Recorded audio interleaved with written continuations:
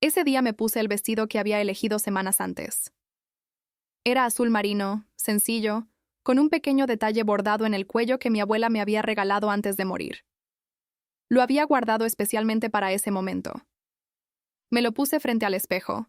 Me miré durante un largo rato, y algo en mis ojos ya sabía lo que iba a pasar, aunque mi corazón todavía se negaba a aceptarlo. Mi teléfono vibró a las 9 de la mañana. Era un mensaje de mi madre. Cariño, surgió algo con Mateo. No vamos a poder ir. Perdóname. Leí ese mensaje 4 veces, 5, 6, como si las palabras fueran a cambiar de significado si las miraba suficiente tiempo. Pero no cambiaron. Seguían diciendo lo mismo. Seguían siendo lo que eran. Una ausencia anunciada el día más importante de mi vida, redactada en 12 palabras y terminada con un emoji de corazón rojo que me pareció, en ese momento, la cosa más cruel que alguien podía enviarme. No lloré. Eso fue lo más extraño. No lloré. Me acabé de arreglar el cabello. Tomé mis llaves y fui sola a recoger mi diploma universitario después de 5 años de sacrificio, de trabajar los fines de semana, de estudiar hasta las 3 de la mañana con una taza de café frío como única compañía. Fui sola. Y en algún lugar dentro de mí, algo que llevaba años sosteniéndose con esfuerzo finalmente se rompió sin hacer ruido. Para entender lo que pasó ese día, necesito contarte quién es Mateo. Mateo es mi hermano menor. Tiene 3 años menos que yo, y desde que tengo memoria, el mundo de mi familia giró alrededor de él como planetas alrededor de un sol. No lo digo con rencor, o al menos intento no decirlo así. Lo digo porque es la verdad más desnuda que conozco sobre mi infancia. Mateo era brillante en el fútbol. A los 12 años ya lo llamaban de academias regionales. A los 15 viajaba a torneos en otras ciudades mientras yo me quedaba en casa cuidando al perro y calentando la cena que nadie iba a comer porque todos estaban con él. Mi padre faltó a mi primera presentación de danza a los 9 años porque Mateo tenía un partido. Mi madre olvidó recogerme del hospital cuando me torcí el tobillo a los 16 porque estaban celebrando que Mateo había marcado 3 goles en un torneo juvenil. Aprendí a no pedir. Aprendí a celebrarme sola. Aprendí que mi dolor tenía que ser silencioso para no convertirme en la hija difícil, en la que hacía problemas, en la que no entendía lo especial que era su hermano. Lo que nadie entendía, o nadie quería ver, era lo especial que era yo también. Me gradué de la preparatoria con honores. Mis padres vinieron, sí, pero se fueron antes del brindis porque Mateo tenía entrenamiento. Entré a la universidad estudiando comunicación. Conseguí una beca parcial por méritos académicos. Trabajé en una cafetería los sábados y domingos durante 3 años para pagar el resto. Y en ningún momento, escuché a mis padres decirle a alguien con ese mismo orgullo desbordante que tenían con Mateo: esa es mi hija, y miren lo que ha logrado. No lo escuché nunca. Tal vez por eso guardé ese vestido azul con tanto cuidado. Tal vez por eso la graduación significaba algo diferente para mí que para cualquier otra persona en ese auditorio. No era solo un título, era la prueba de que yo había existido, de que mi esfuerzo había sido real, de que merecía ser vista. Y ellos no vinieron. Fui sola. Me senté entre compañeros rodeados de familias enteras con globos y flores y cámaras fotográficas. Escuché mi nombre en el micrófono, caminé hasta el estrado, estreché la mano del decano, recibí el diploma con ambas manos como me habían enseñado. Y cuando me tomaron la foto oficial, sonreí. Sonreí de verdad, aunque por dentro algo ardía con una intensidad que todavía hoy me cuesta describir. Después supe lo que había pasado con Mateo ese día. No era una emergencia. No era una lesión grave. No era nada que no pudiera haber esperado unas horas, o que no pudiera haber manejado él solo con 22 años. Habían ido a celebrar con él porque su equipo había clasificado para un torneo regional. Una clasificación. No la final. No el campeonato. La clasificación para una competencia que se jugaría 3 semanas después. Prefirieron eso. Prefirieron eso a verme caminar hacia ese estrado después de 5 años.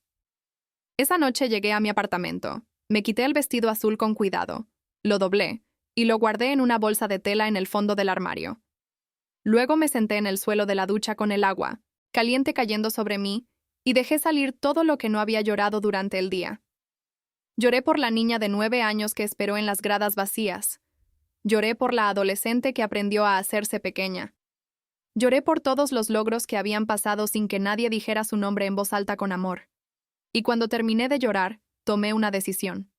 No llamé a mis padres para reclamarles. No les envié un mensaje largo explicando cuánto me habían herido.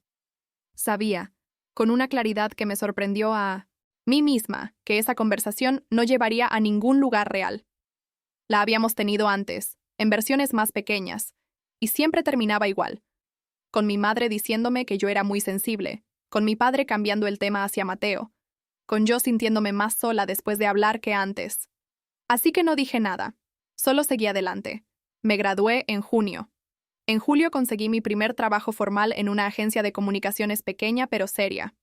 En agosto me dieron mi primer proyecto propio. Era poco, era modesto, pero era mío, completamente mío. En septiembre empecé a construir algo que llevaba tiempo pensando, un proyecto personal, una plataforma digital sobre historias de mujeres que se habían construido a sí mismas desde cero, sin red de protección, sin aplausos garantizados. Lo llamé desde el suelo, porque eso era lo que todas nosotras teníamos en común. Trabajé en eso cada noche después del trabajo. Me dormía tarde y me levantaba temprano. Aprendí edición de video por mi cuenta. Aprendí diseño básico. Escribí cada texto con la misma dedicación con la que había escrito mis tesis universitarias, pero esta vez con algo diferente. Con fuego. Con una necesidad profunda de que existiera, de que importara, de que llegara a alguien que también se sentía invisible. Y llegó. En octubre tenía 300 seguidoras. En noviembre, casi 2000. En diciembre, una marca mediana me contactó para una colaboración. Era pequeña, era el primer escalón, pero era real. Era dinero. Era reconocimiento de alguien que no me conocía de toda la vida, y aún así había decidido que lo que yo hacía valía algo. Mis padres no sabían nada de todo esto. Habíamos hablado por teléfono un par de veces desde la graduación. Conversaciones corteses, superficiales, del tipo que tienen las familias cuando hay una herida sin nombre en medio de la mesa y todos fingen que no está ahí. Me preguntaban si estaba bien. Yo decía que sí. Me contaban de Mateo, que el equipo había quedado en cuartos de final, que tenía una posible oportunidad con un club más grande, que estaban muy esperanzados. Yo escuchaba. Decía, qué bueno. Y colgaba sintiéndome exactamente igual que siempre, invisible. Hasta que llegó enero. En enero pasó algo que no tenía planeado. Una periodista de una revista digital bastante conocida en el sector encontró desde el suelo y escribió un artículo sobre proyectos emergentes de mujeres jóvenes en comunicación digital. Me mencionaba a mí. Me mencionaba por nombre. Describía mi trabajo con palabras que yo nunca habría usado para describirme a mí misma. Palabras como visionaria y voz auténtica y referente emergente. Y cuando lo leí tuve que detenerme y respirar porque algo en mi pecho no sabía cómo procesar ese tamaño de reconocimiento. Lo compartí en mis redes. No llamé a mis padres para contarles. Simplemente lo compartí. Mi madre lo vio. Me llamó esa misma tarde. Su voz sonaba diferente. No de la manera cálida que yo hubiera querido de niña, sino con esa mezcla específica de sorpresa y algo que, con el tiempo, aprendí a identificar como vergüenza. ¿Por qué no nos habías contado?, me preguntó. Y yo pensé en todas las cosas que podría decir.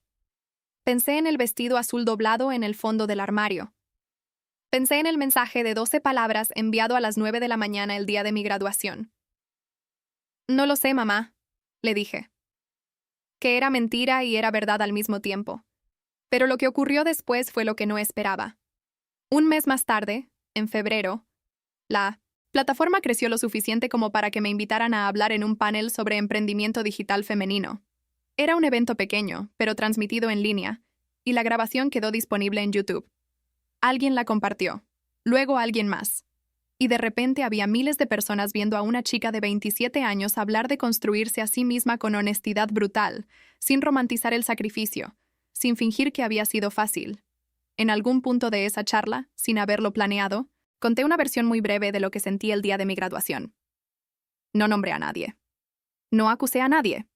Solo dije que había aprendido que el aplauso más importante es el que te das tú misma cuando nadie más está mirando. Y esa frase que salió de un lugar muy hondo, fue la que más se repitió. La que la gente subrayó. La que alguien convirtió en imagen con letras sobre fondo oscuro y circuló por semanas. Mis padres vieron esa charla. Sé que la vieron porque mi madre me llamó llorando. No dijo mucho, solo lloró y me dijo que lo sentía. Y mi padre, que raramente llama, me envió un mensaje que decía: «Estoy orgulloso de ti. Siempre lo estuve, aunque nunca supe cómo decírtelo bien». Lo leí varias veces. Como había leído aquel otro mensaje, el de la mañana de la graduación, solo que en dirección opuesta. No sé si lo perdoné ese día. No sé si el perdón funciona como un interruptor que se enciende de golpe. Lo que sí sé es que algo cambió. No en ellos, necesariamente, o no solo en ellos. Cambió en mí. Cambió la forma en que me relacionaba con esa herida. No desapareció, pero dejó de ser lo que me definía. 6 meses después de mi graduación les envié una foto. Era una captura de pantalla simple.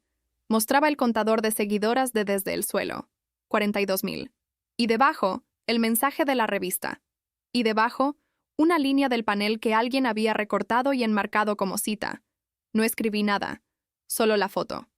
Mi madre respondió con un audio largo que no pude escuchar, de una sola vez porque tuve que detenerlo varias veces para respirar.